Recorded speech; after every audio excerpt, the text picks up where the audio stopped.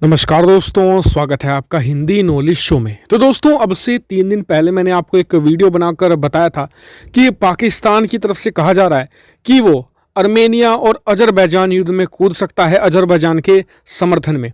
इसमें कई कारण बताए जा रहे थे, जिसमें एक था धर्म का भी।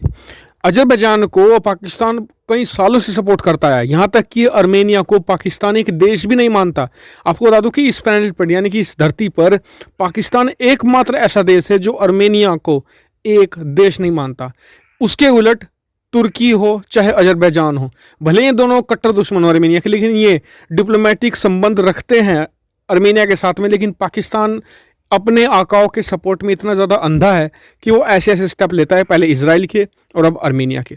यहाँ पर कहा जा रहा है कि पाकिस्तान के कुछ हजार सैनिक बताए जा रहे हैं जो गुपचुप तरीके से, यानी कि वो पाकिस्तान के झंडे तले नहीं लड़ रहे हैं, लेकिन मुजाहिदीन बनकर एक तरीके से सपोर्ट कर रहे हैं जो अजरबैजान की आर्मी को अर्मेनिया के खिलाफ में।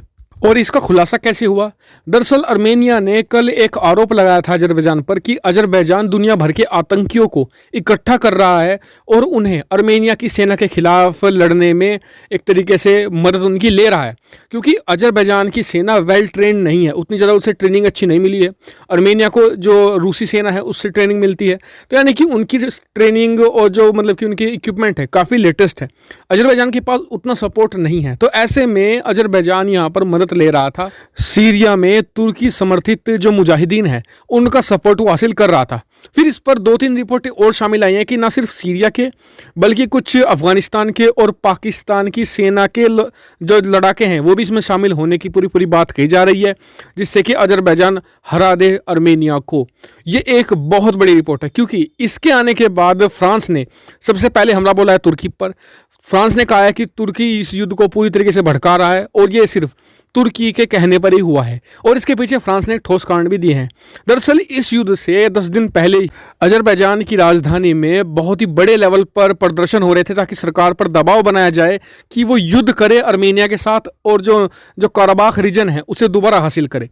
और फ्रांस ने और इसके अलावा दुनिया के तमाम मीडिया संस्थान ने सभी ने इस पर सबूत भी दिए थे कि ये प्रदर्शन तुर्की की जो सरकार है उसने बैक किया था, उनके कहने पर यह प्रदर्शन नेक्स्ट लेवल पर हुए थे। और सिर्फ इतना ही नहीं, जब से अर्मेनिया अजरबैजान के बीच युद्ध शुरू हुआ है ना, तब से तुर्की, उसके जो राष्ट्रपति है वो, उसके अलावा दूसरे जो मिनिस्टर हैं वो ऐसी बयानबाजी कर रहे हैं जो इस युद्ध की आग में घी का काम कर रहे हैं। और इतना ही नहीं, सिर्फ फ्रांस ही नहीं, रूस भी बहुत नाराज बताया जा रहा है, खास करके उस बात पर कि अर्मेनिया के खिलाफ मुजाहिदीनों को बुलाया जा रहा है सीरिया से और इसके अलावा दूसरे मुस्लिम कंट्री से भी। और इसको लेकर फ्रांस के राष्ट्रपति और रूसी राष्ट्रपति व्लादिमीर पुतिन के बीच बातचीत भी हुई है और आगे की रणनीति दोनों देश मिलकर तय करेंगे।